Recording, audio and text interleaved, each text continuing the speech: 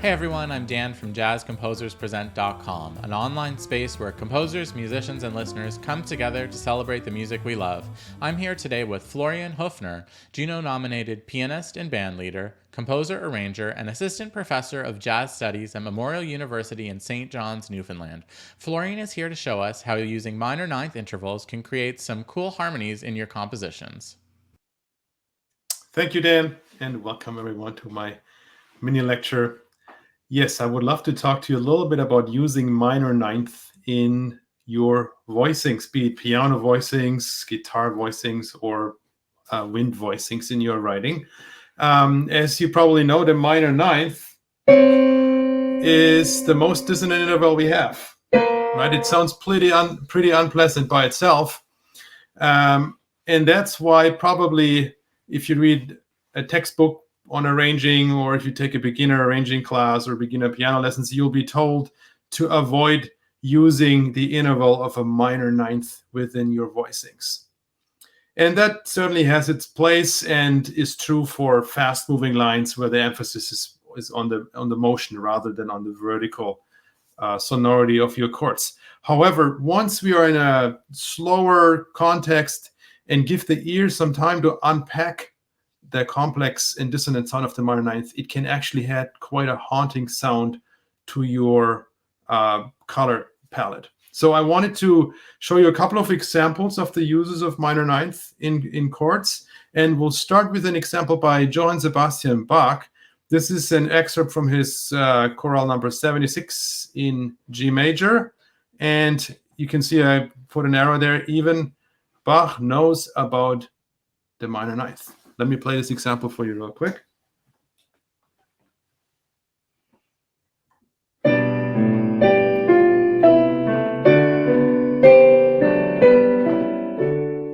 Right, so here it is. That's the minor ninth chord.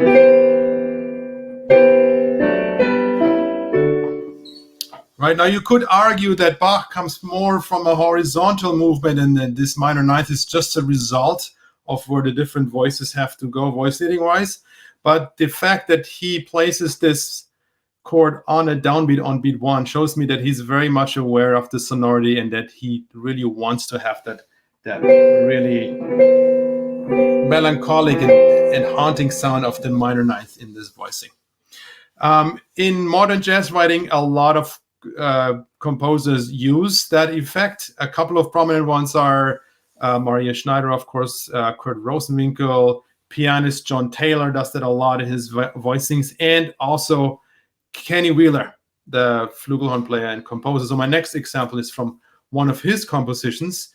This one is from his Sweet Time Suite for big band. It's from the opening, so that's just played by 5 saxophones. It's slow at a slow speed. There's no other instruments around covering up the saxophone, so that's a great way to really digest these sonorities. And Kenny Wheeler uses a lot of voicings with minor ninths. Here I've pointed out a little spot there with the arrow. So there are 3 voicings in a row, all using internal intervals of minor ninths. And I'll play you how that example sounds.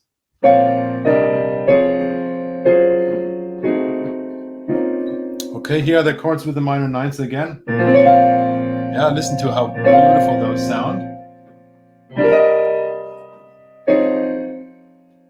Right, so if you have the time to digest these sounds, it's really special to have those minor ninths in there. And I want to say, of course, it depends on the harmonic context. If you're coming from a triadic context and then you throw in a chord with a minor nine, that's probably going to sound out of context. But if you operate in a rich harmonic environment, as we often do in jazz, minor ninths really add a great new color to your palette.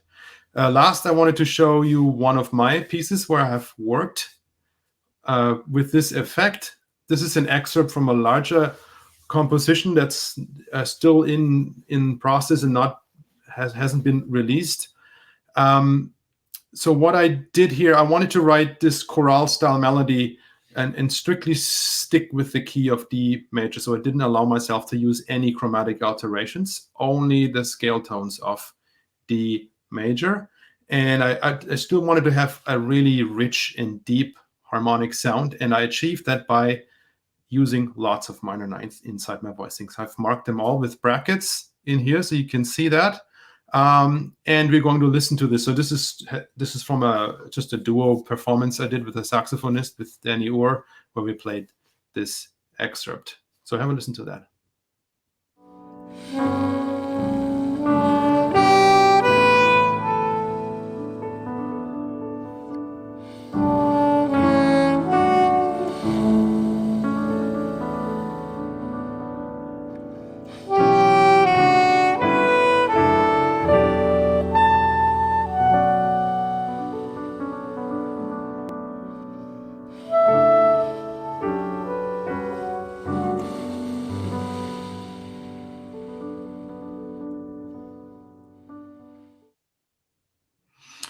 Yeah, so I would like to encourage you to experiment with that. Try to find some nice voicings that include minor ninths, right? An easy starting point would be a minor 7 chord where you put the 3 on top and then you add the 9 an octave below. And then it's important to find out how do I fill the space in between to somehow soften the dissonance of the minor 9, right? So that's what you have to figure out for your own writing and for your piano voicing if you're a pianist. But once you figure that out, it's just such a nice additional color that makes your writing or playing sound really modern and contemporary. I hope that helped a little bit. Thanks for watching and see you next time. Thanks for watching today's mini lesson. Be sure to like, share, and subscribe. Drop any questions, comments, or suggestions for future videos in the comment section down below. To watch our full-length events and participate in live Q&As with our presenting artists, head over to jazzcomposerspresent.com. Thanks, and we'll see you next time.